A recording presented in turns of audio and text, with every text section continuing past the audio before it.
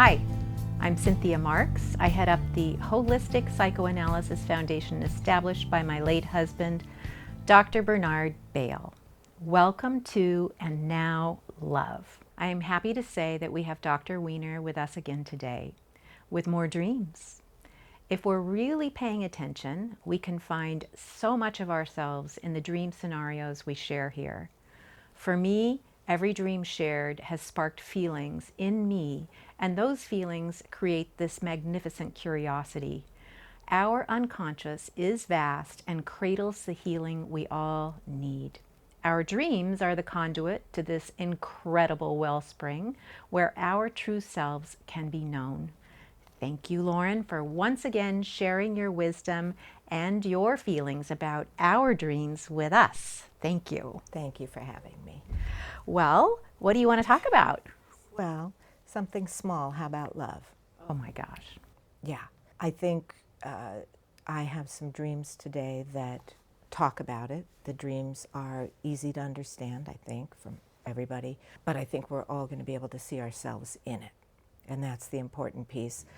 And obviously love is a huge topic, so we will touch on some of it today. And I think we'll touch on other parts of it as we go along. And I wonder who of us hasn't somehow questioned what that really is.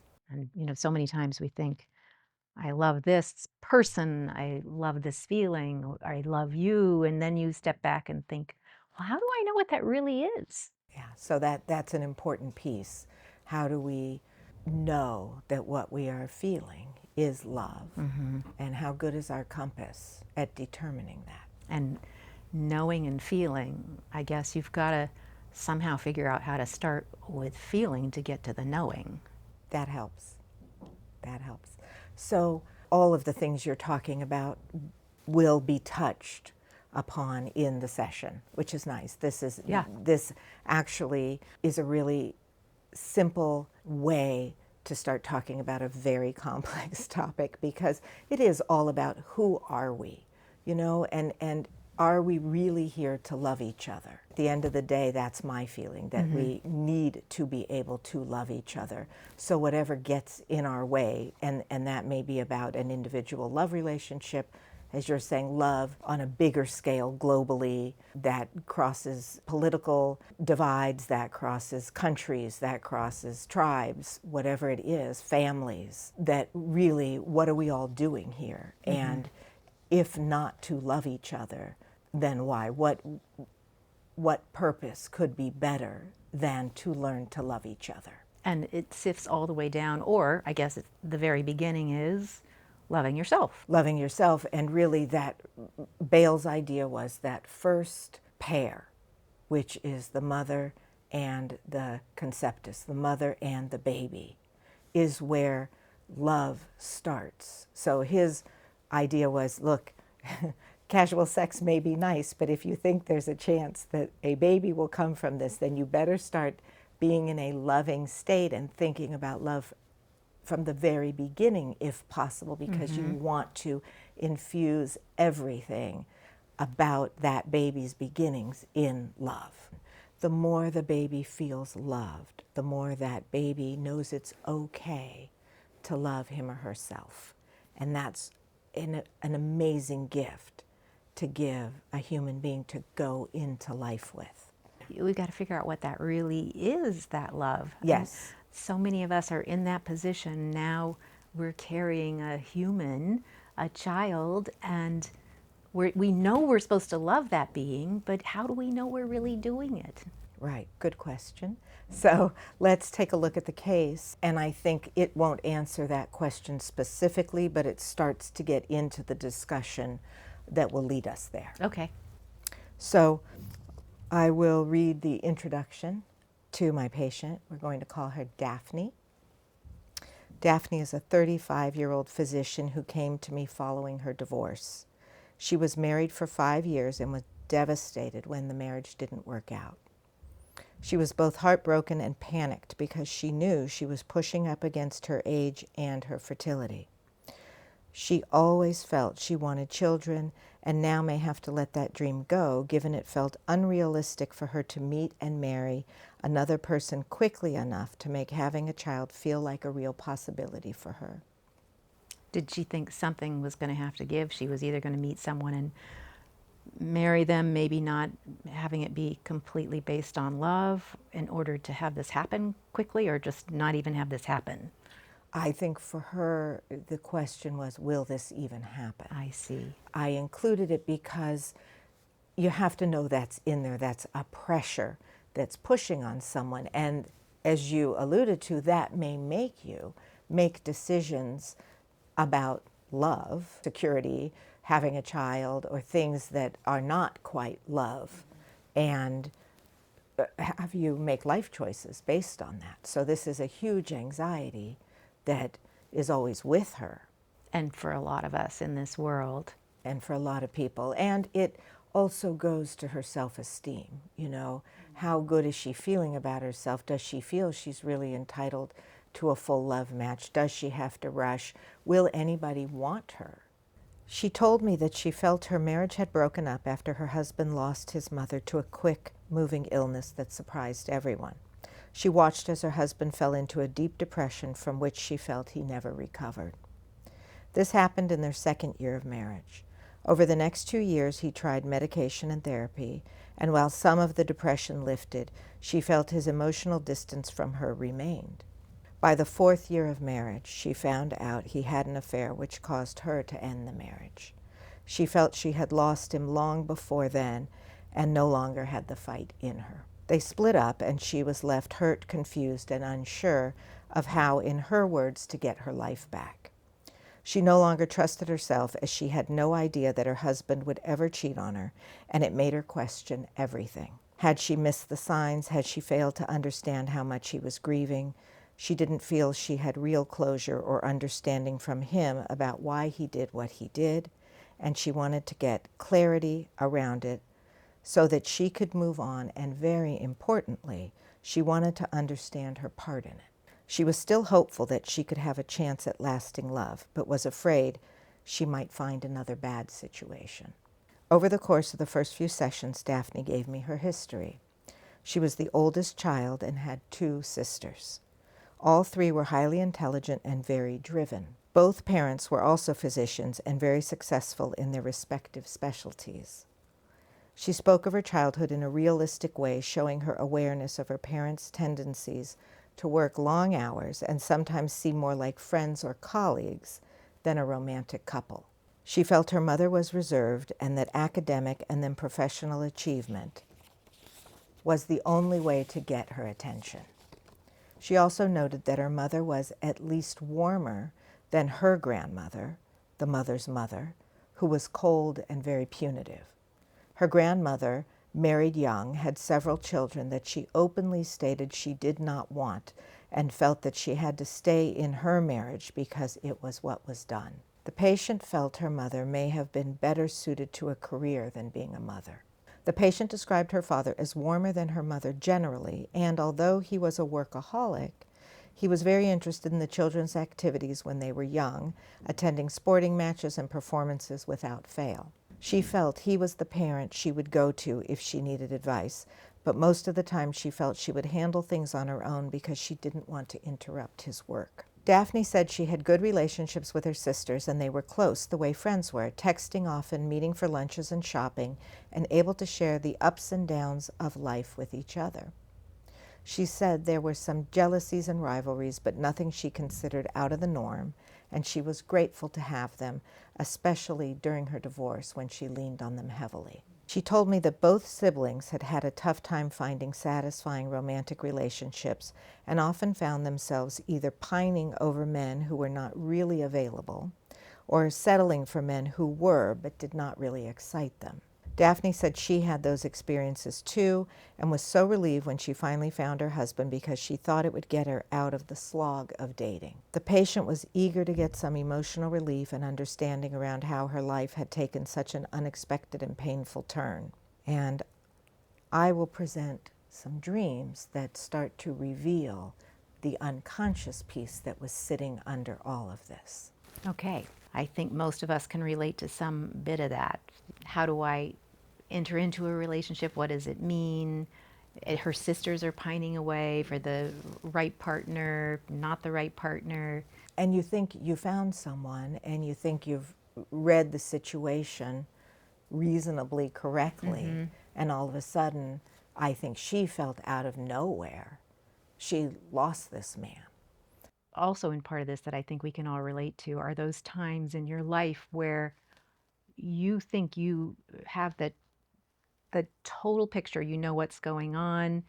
The people closest to you, you can trust. You know what they're doing, what they're feeling, and she never expected this man that she lived with to have this affair. How do you trust anything after that when you've been sort of so compromised in your closest relationship?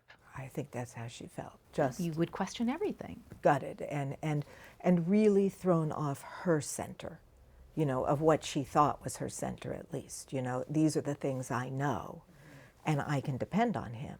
And then he fell apart. And wait a minute, I thought this was love. I thought this was love, and it would last. This would hold me. Big, big, Big loss. So I think, as you said, I think there's a lot of different pieces we can all relate to. This is not a woman who, you know, overtly suffered what we would normally call big abuse.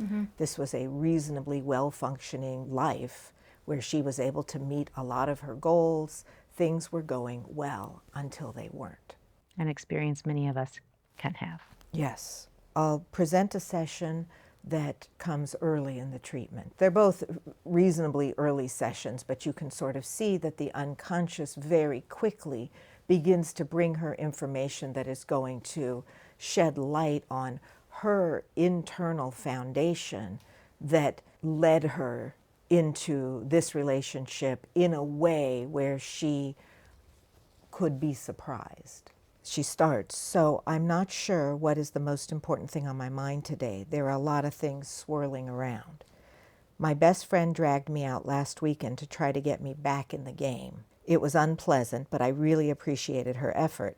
It's been a little over a year since the divorce was finalized, and she felt I really needed to at least dip my toe in the dating world. I don't think I even know how to do it. It's been a long time. We went to a housewarming and then to a birthday dinner, which was at a bar.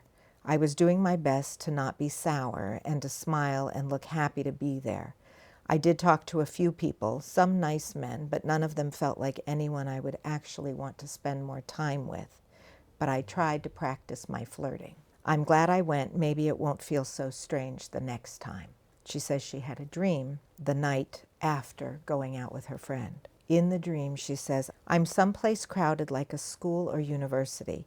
Maybe I'm in the dorms. I'm leaving, and so is a male friend of mine. I like him a little romantically, I think. So I am packing all this stuff into a little travel bag. I know I can only take a few things. He's going somewhere like New Mexico or Colorado. I don't think he's sure where he's going. He asks for my email to keep in touch. I keep trying to write it down, and I either can't decide which one to give or I can't remember the correct spelling. I basically have to write it many times over and over trying to get it right. I think to myself that it doesn't really matter because he won't write to me anyway. So I ask her what comes to her mind about the dream. She says, I think this brings up some interesting things. It makes me feel a little sad, actually, and I'm not sure why. I had a boyfriend a long time ago that I think moved to New Mexico after we lost touch. And also my ex has a connection, as he had some distant family there and has talked about wanting to move there at some point because he loves the wide open spaces. And I asked what the guy in the dream was like. And she said, maybe he's my ex, like a younger version of him. He's sort of soft-spoken, a creative type like my ex, but there's also something a little different about him. He was pursuing me. He was following me around the dorm as I was packing and gathering my things. That was not exactly like my ex. It felt a little more like he was interested, and that feels so different after feeling like my ex just dropped me and never really looked back. And I said, so is this more of the way you wished he would have been? And she said, something more like that feels right. Like there was an energy to him. He was solid and I could depend on him. And I asked her about, whether she could depend on her ex. And she said, I could, definitely, but I think it was more like he just didn't feel as solid as this guy. It reminds me of this guy I dated, well, loosely dated in med school before I met my husband. He was sweet and definitely solid. Like he liked me, and I just knew it. And I think I didn't really let myself relax into that. And I was busy chasing this other guy and went on to date him for a while. He was an asshole, it turns out, and I think just too immature ultimately, so I picked the wrong guy there. So why do you think you're back in college? I ask her. College brings up so many thoughts for me. It's an exciting time, everything is before you, and I feel like that isn't exactly true anymore. Now I've been through this and it colors things. It changed me. I'm not as optimistic and excited about life. I'm still here, but different. This takes me back to a better time, I think. Maybe there are still things I want to learn or needed to learn. Like what? I ask. Like what the rest of my life will be like? What about the fact that he wants your email and you can't get it right? I think this gets at something about me. I have this default where I just assume the guy won't really want me, and I do this even when they are making it really obvious. I might get embarrassed and awkward, and I feel like I shouldn't say how I really feel. But then I think I give off not interested vibes, and then things just fall apart, and either they lose interest or something happens and it doesn't work. But I know it's me. I do it because I just get so nervous and almost can't imagine that someone will actually want me and also be romantic and treat me right. It's like that doesn't compute. And I said, is that how you feel in the dream? And she said, I'm not sure. I think it might be a little less because I get the feeling that he is actually interested in me and I want to give him my information, but then I can't do it. It's like a slow jogger dream, but instead I'm writing my email over and over and trying to get it right. It's crazy. So this guy is interested in you and you aren't able to make yourself reachable, available to him. And she said, I think so. So why aren't you able to write your email? I guess I'm not comfortable. I don't think I trust that he will really want me. He was cute and seemed like the kind of guy everyone would want. So maybe I just didn't feel it was real. Like he wouldn't really want to ask me out. So where do you think you got the idea that you wouldn't be wanted? I'm not exactly sure, but my mind immediately went to my sisters, and I think they sort of feel like I do, so this must be a family thing. So everyone has the idea that they won't be wanted? Yeah, I think that's fair to say, and we're all insecure that way. So it sounds like there's two things happening here. The first is that you're saying that, well, you worry he won't want you.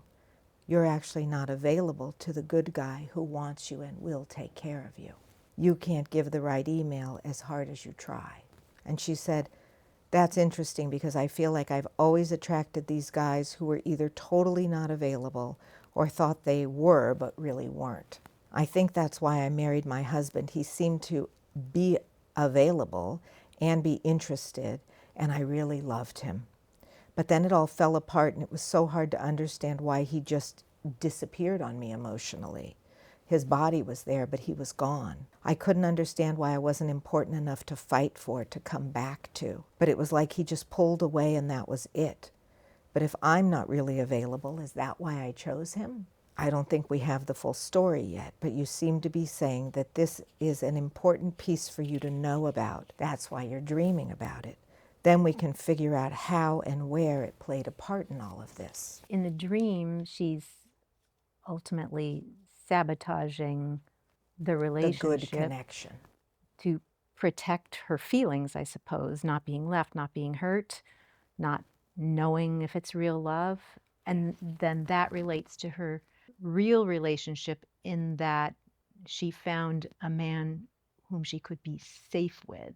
Safety equals love, not really, but yes. So it is kind of the same thing. At first I was thinking, well, that seems so different than her relationship because she basically gave him her email, but she put herself in a safe place. This man wants me.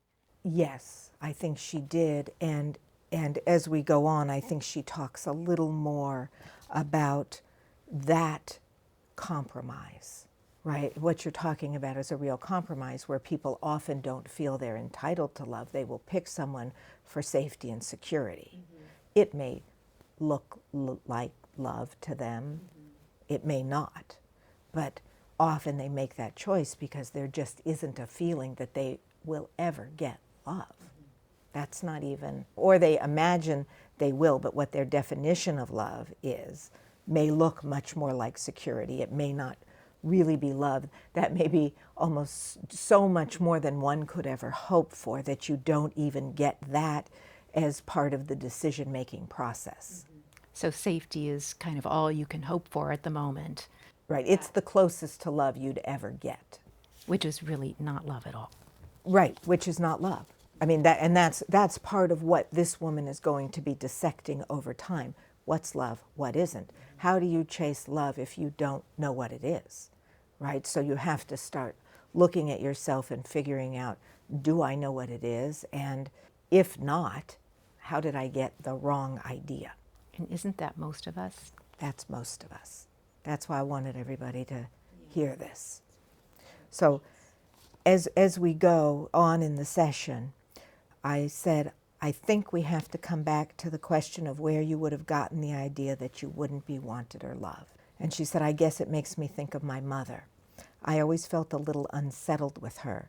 I know she loved me, but I really just got praise for achievement, but it wasn't warm most of the time. And I felt like she just must not care that much about me. I mean, that sounds bad. I knew she cared, but maybe I just didn't really feel it, or she didn't show it much. I felt like she loved her work first and then the rest of us. And I said, so when you're talking to these guys, you're really talking to your mother, whom you worry won't really want you or isn't that interested, or it will be fleeting. But her mother came from a place where she didn't understand or feel love. Didn't want her and didn't love her. So as much as she says, I know she loved me, I know she cared about me, no. Well, you're right on it, right? We have to then start questioning that. Is that real? Does that hold? As we examine it, does it yield more information meaning we can't just take the surface comment as true? She said, I feel like I want to cry, so I think that must be right. So that's good. She actually has an emotional response to that. I'm looking for that. When you said that, it also made me think of her mother. She would tell stories about not wanting my mom and her siblings as though they didn't have feelings about hearing that. She would just say it the way you would state a fact. You know, I didn't want to be a mother and have all those kids. I think it really hurt my mom, but she doesn't talk about it much. Would be hard to talk about. Would be hard to talk about. So I said, I think your mind went to the right place to explain some of this. If your mother didn't feel wanted, where would she learn to make you feel wanted? That's what she had to pass down to you. And she said, so why would I be unavailable?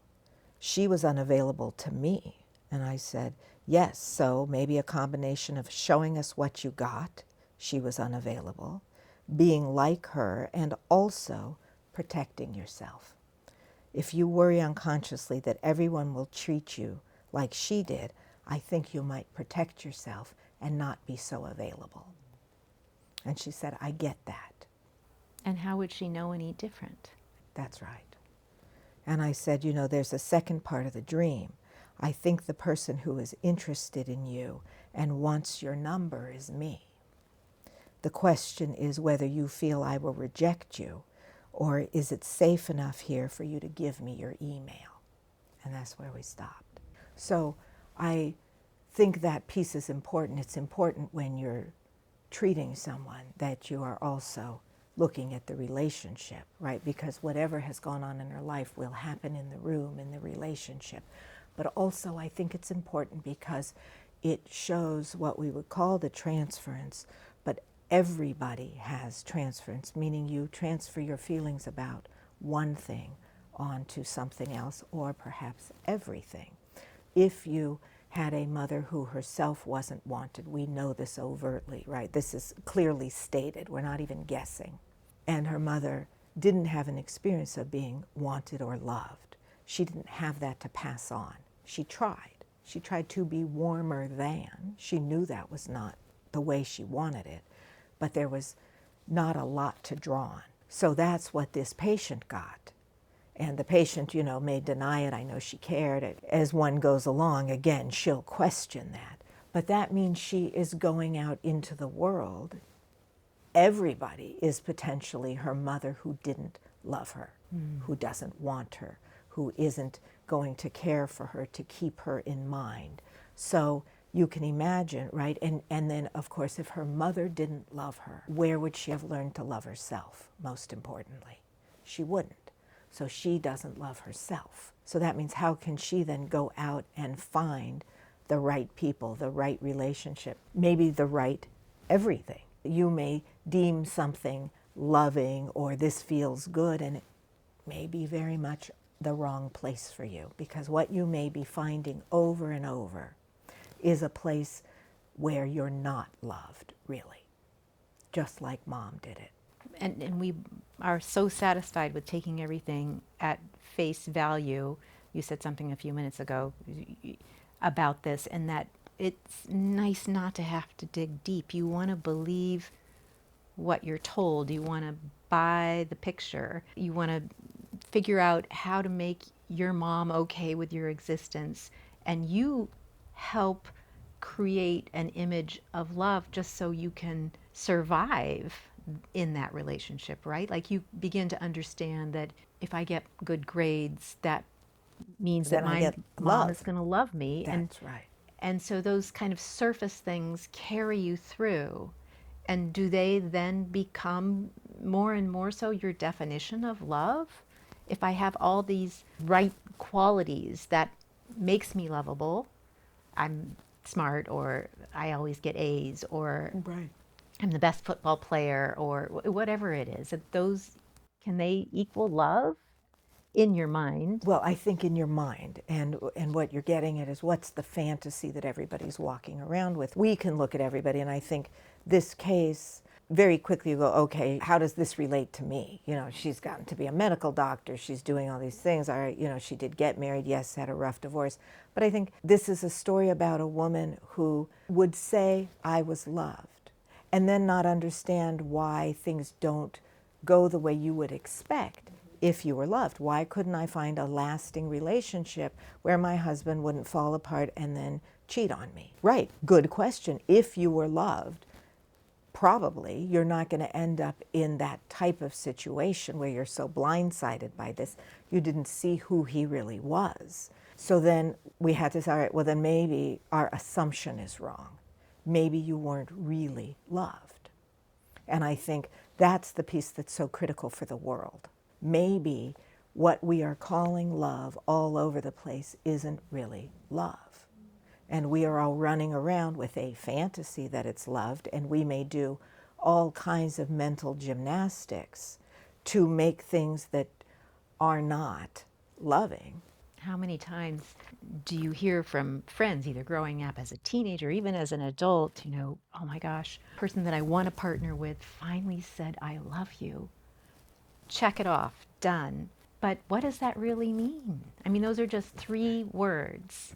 And we just wait for that on all sorts of levels. I mean, think of any situation in the world almost where we just wanted somebody to say that to us. Right. And then maybe say it back. But what's holding that up? What kind of background is there when it's just the words that get you there? Well, right, when it's generation after generation of people saying, I love you, and maybe loving you a little, maybe not at all, maybe it's violent and awful and you're told you're hated, so there's not even people aren't even pretending to love you. Mm-hmm. Now, you may still find people say, but I know they loved me. Mm-hmm.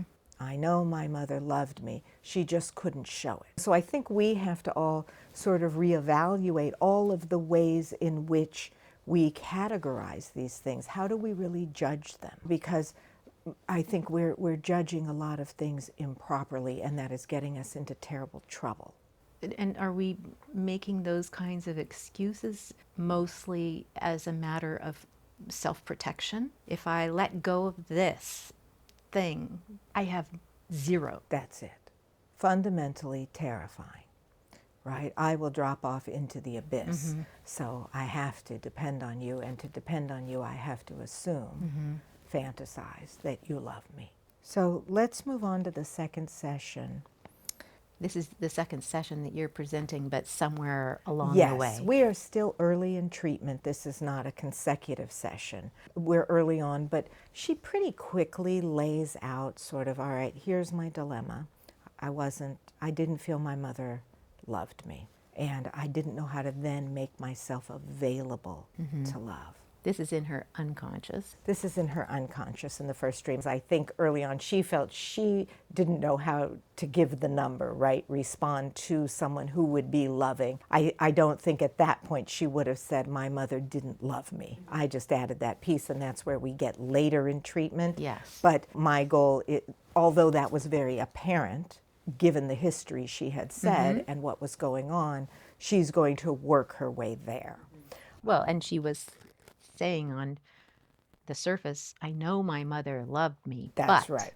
That's right. So, and in a way, I would say, look, good for her to at least get the but in there, right? And I really like that what she was looking at is, what was my part in this? A lot of people come in sort of, I think she could have easily only went with, this is what was done to me. And so some of that is a little defensive and protective also. What was my part? Let me fix that, and then I'll be fine, right? I don't have to really touch other things. But also, that's a very curious way to enter into something, to say, you know, I just imagine there must have been something on my end too, right? Yeah, and how kind of normal for so many of us to think, it's my fault. You know, Right. What did I do here? Right. And so there is also that piece often that the women tend to present more with that. Oh, must be something I did. Not that men don't ever, but I think that is more, you tend to see that more with your female patients. It's a woman's place. That's right. And there is some of that in her, definitely. And I think she also just had a genuine curiosity to sort of see, you know, how do I start to understand this? And he's not giving me any information. It's going to have to come from me. So all of those, as she said, swirling around. Lots of things swirling around. So in this next session, she starts and says, I've been thinking a lot about what we talked about, and seeing that there are so many things I'm starting to see and question that I always just assumed were normal. I don't think my mother was a bad mother, but she was removed. She was always off thinking about something else or work, but I think I always knew I wasn't the main thing on her mind. It did leave me feeling like I just wanted her to spend more time with me and to light up when I walked in the room.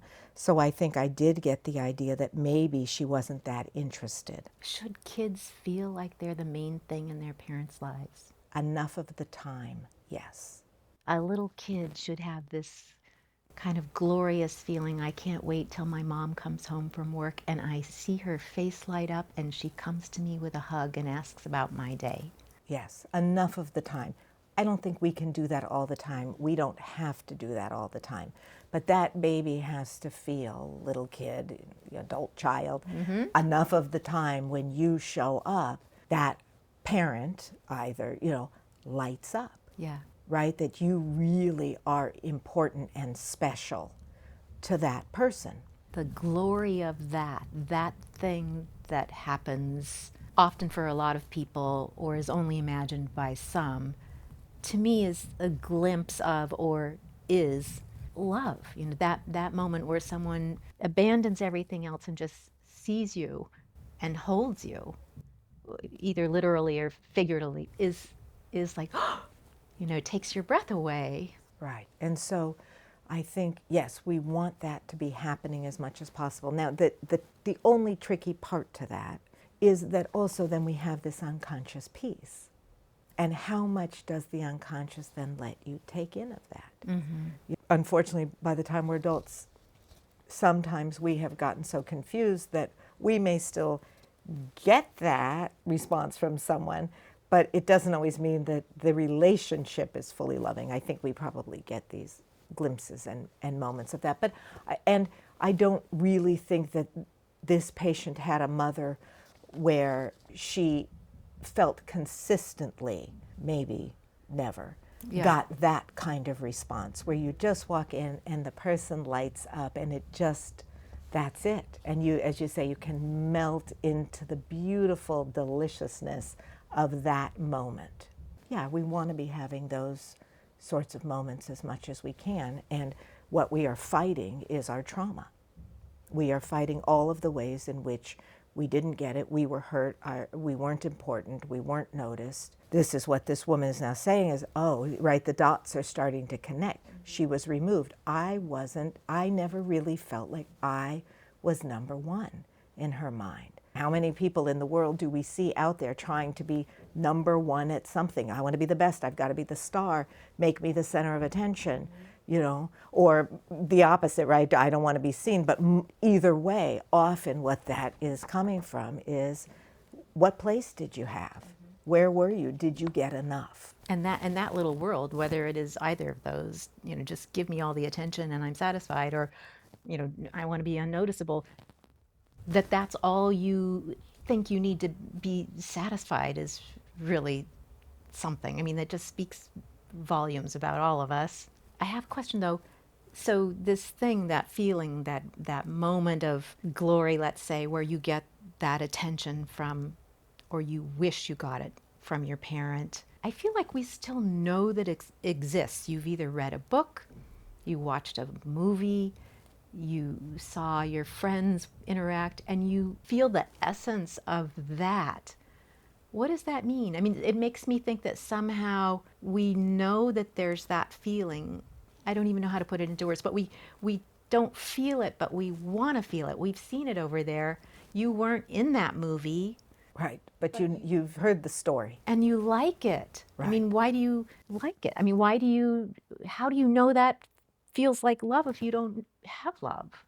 Well, there is a part, right, that, you know, people respond to that. We are wired to respond to that. We long For that, you know, and then the question is, can we tolerate it?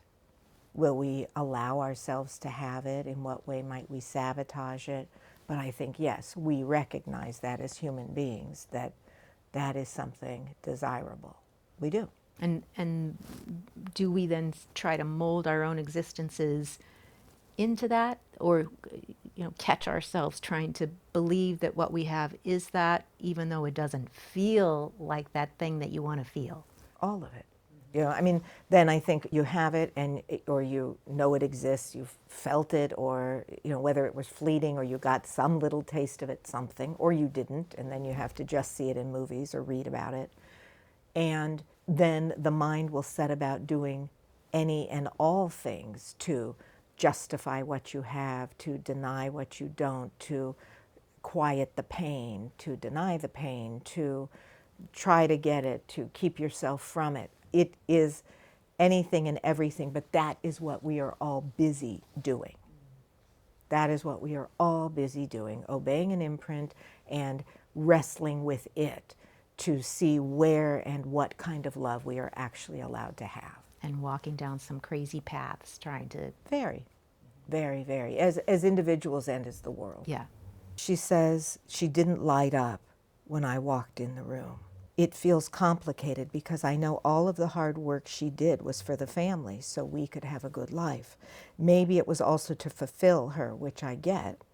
So it isn't like she was just hiding out from us all day, but it also felt like work came first, and then she was always taking care of her mother, who had a lot of health issues, and we were somewhere down the list. And she tells me she had a dream. In her dream, she says, I'm driving to the valley and get stuck in traffic, so I get off the freeway and end up walking through a Thai village.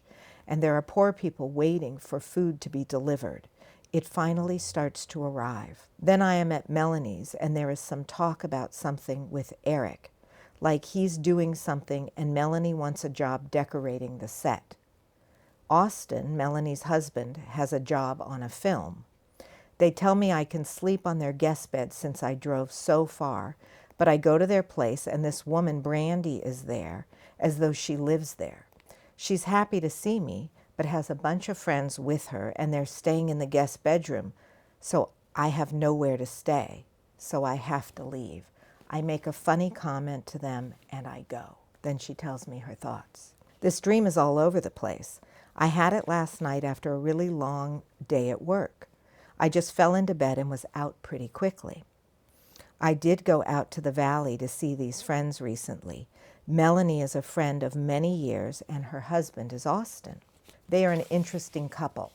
I think well matched. She's very smart, a little intense at times and can be controlling, but also can be very generous. He's a little strange, very funny, but kind of keeps you at a distance. He's a science guy, a PhD in chemistry, so very smart and not the best socially, but I get him enough. He had a rough childhood and kind of raised himself, and I think he just lost himself in books, so he's more comfortable there. She kind of bridges the gap for him too.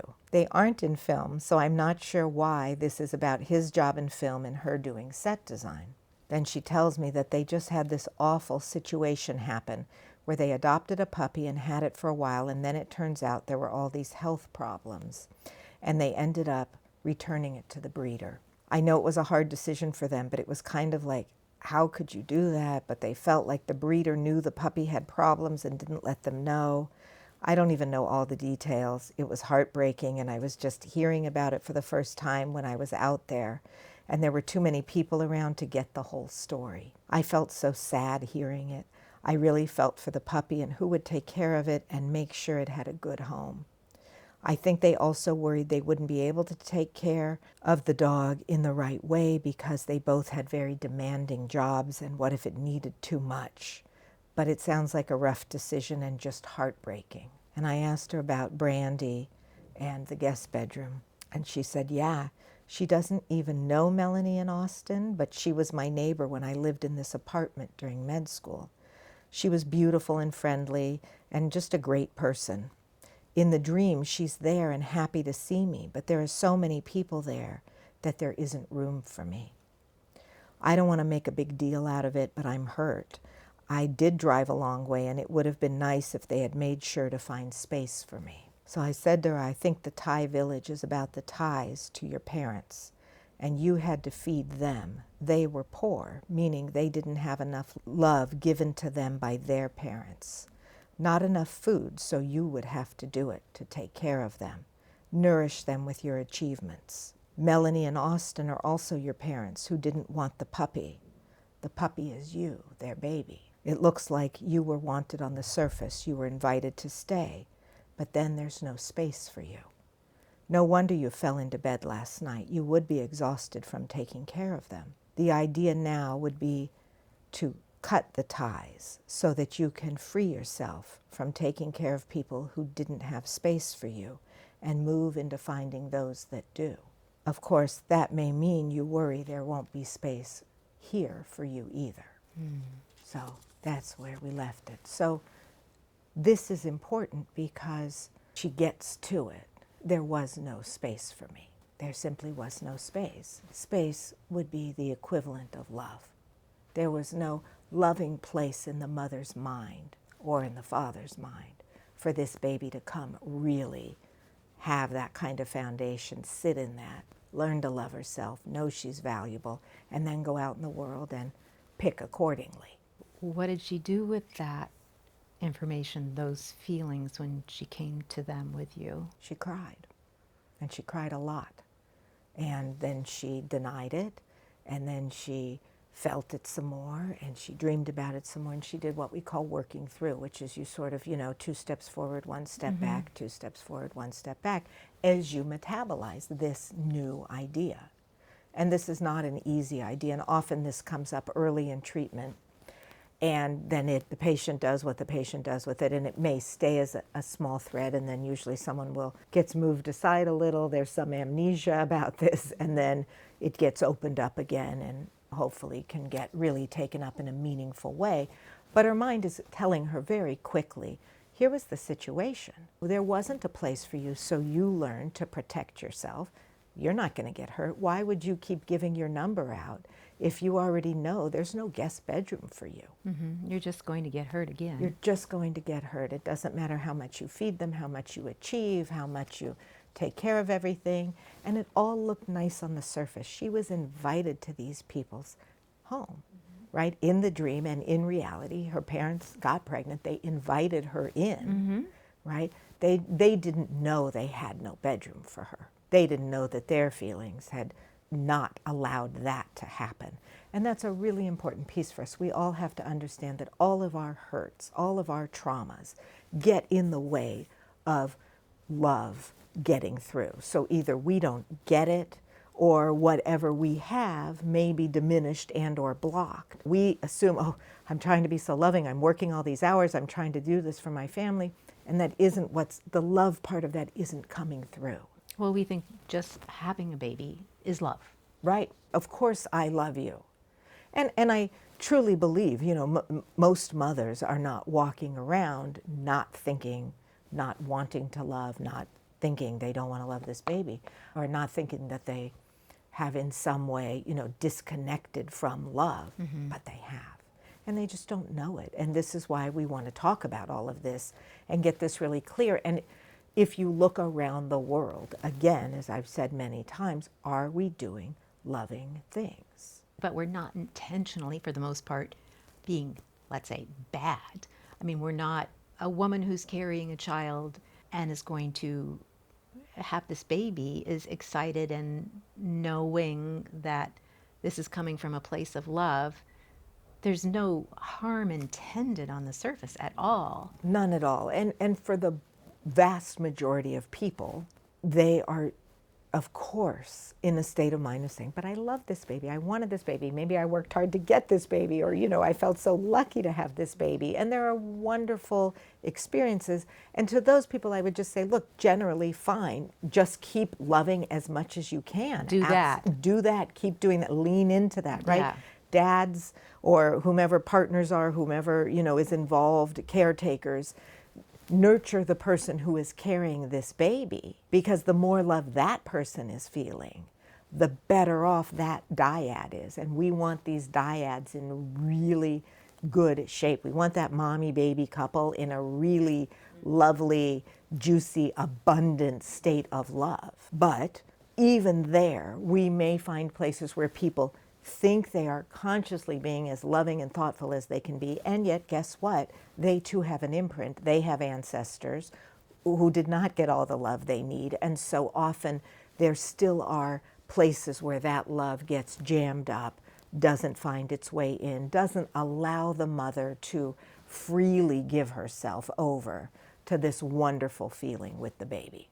We work with what we've got. That's right. So if it's going well, I would say, great. Whatever you're doing, keep doing it, right? Amplify it, and people around you hopefully support you in that. We need all of that. You know, any of these policies we have around the world that are not supportive of mothers, bad idea. Really, really bad idea.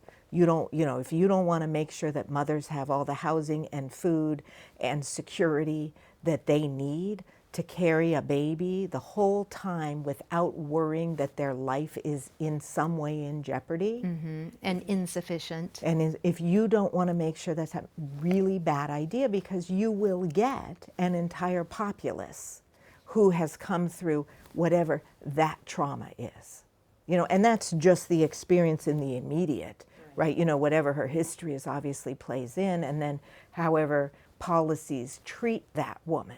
But if you don't want to give her a voice at the table, if you do not want her to feel secure, you're going to have trouble. And it's not just going to be trouble for the woman and the baby. Remember, the woman gives birth to males and females, both parts of the next generation of people who will grow up and turn around and take care of all of us. So I think it behooves everybody to really think about that and recalibrate, take a better look and say, now what are we all doing here as human beings? What is our purpose here? And is it to really make money, or is it to learn to love each other? I'm not saying I'm anti-money, of course, fine, make money, but I think if money is your goal, if power is your goal, it will be a disaster, and at some point it will fail. and it will fail in a big way. Empires crash. They crash. So if we can get everybody to realize that love is the place to be. Love and going inside, understanding yourself so you can find out where you're not open to love, where you didn't get it, what you are denying about your own history, and change that. And then start to say, oh, Dr. Bell used to say, well, you have to be careful, and a lot of people spiritual people say this, which is, look, you may be lucky in this lifetime and life is pretty good, and you may look at the person over there and say, oh, see, thank goodness I'm not that person who doesn't have whatever it is, X, Y, and Z, or has to live a certain way. But in the next lifetime, that may be you. You may want to make sure if you've been given something good, you try to give everybody around you as much good as you can, as much love, because we never know where we're going next. Who are we going to be next? And you better hope the other people have tried to make it better for you. And even if you don't go that far down that path, there's like a just in case that would help you want to spread this love. Just in this one little existence on earth. I think so, and so you have to ask yourself, am I being loving? Now, I'm not saying be a martyr. I'm not saying you have to suffer. I want to get that clear, because a lot of people mistake being loving with suffering, right? You just have to take everything, and that's not the point of this. And that brings me to, I said there's two parts to your question. Let me answer the second part. Bale really felt that original spark of love, when you say, but you see it in a movie, even if you never got it, you see it in a movie, it's like, right? Or maybe you even see it and like, oh, I'm repelled by it almost because I've so never had this, but I know it is powerful. It's a right? feeling. It's a feeling. But he would say that feeling originated with God.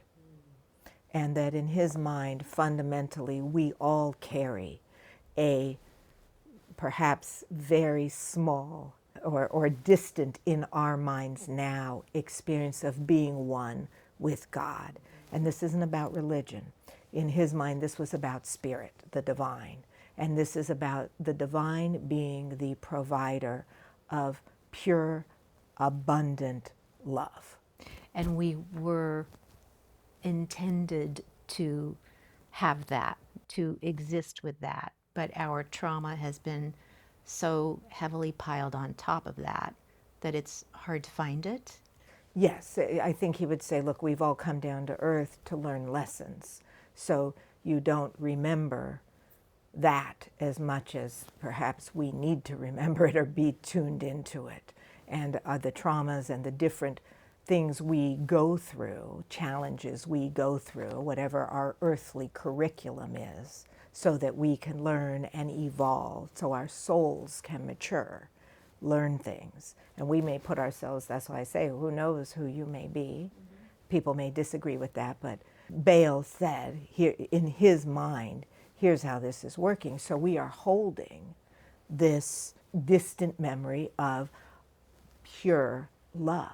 And it was blissful and amazing, as you can, it's like that person lighting up when they see you, but, magnify that. So we've all got this kernel of that. And so I think there is also a part of us when we are in our earthly relationships where none of them are going to be completely fulfilling because they cannot be divine. So there is always a part of us, I think, sort of lamenting the loss when we are down here of that feeling. I wonder if those little glimpses are just a nudge, a reminder. Like, yes. Do you feel that? That felt so good. Don't you want more of that? Let's go get it, everybody. Stop fighting with each other. Stop doing horrible things to each other. Stop having wars. Stop chasing money and power. It's the wrong thing. Go for love. Go for love. And when you listen to dreams, the way Bale did, the way those of us who do this work do, what you come to over and over and over and over is the lack of love that people feel. And so for Daphne, did she get to a place where she could understand and feel that love? Daphne is working on it. It is an ongoing process. But she knows it. Now she knows it, right? And now she knows when she meets somebody, she's going to see what she feels first, and then pay really careful attention to her dreams. What is this asking me to do? Is this relationship supporting me and my highest good or not? Do I have to cram myself into, bend myself into a pretzel to make this relationship work? Am I willing to do that? Why would I be willing to do that? And hopefully she wouldn't be willing to do it. Now, I will Right. say, of course, sometimes that takes a long time to work through, because you will fool yourself. Oh, but it seems like this. Okay, well, then see. If you have to experience this and see, go ahead. But eventually, hopefully you come out the other side and go, yes, again, I got confused, and I was really choosing to stay with some symbol of my mother and father, right? And that's why that dream is so important, because it really says, break the ties. Scary. Incredibly scary. But those have been making you suffer. And you have to get enough of a view of that.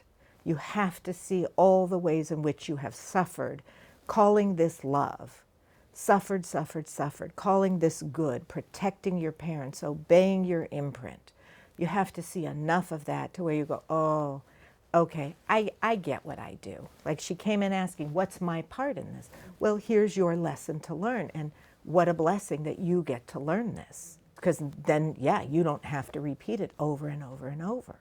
And that's what the whole world needs to see, is that we are going the wrong way when we chase all of these external things like money and power. You want to divide up countries, move families, split people up, make this one good, that one bad, take money from this one, give it to that one. That's all the wrong thing to be focused on. Some sort of immediate satisfaction that you think you're going to have, but you don't really get. Yeah, it's all too separated from feeling fundamentally love. And it is all too intellectual. And I think that's where we've gotten off track, and we got way too lost. And we have to find our way home. And that is through feeling. And your dreams will take you there. Well, then, we're going to have to do more of this. And we've just opened up several different topics that I think really ought to be discussed. More about love and spirituality, our connection to divine, how we find out about these things through our dreams. Okay? Yeah, I'd love to. Okay. Thank you. Thank you. Thank you, listeners and viewers, for joining us today. It was great. Let us know what you thought about it. See you next time. Bye, Loren.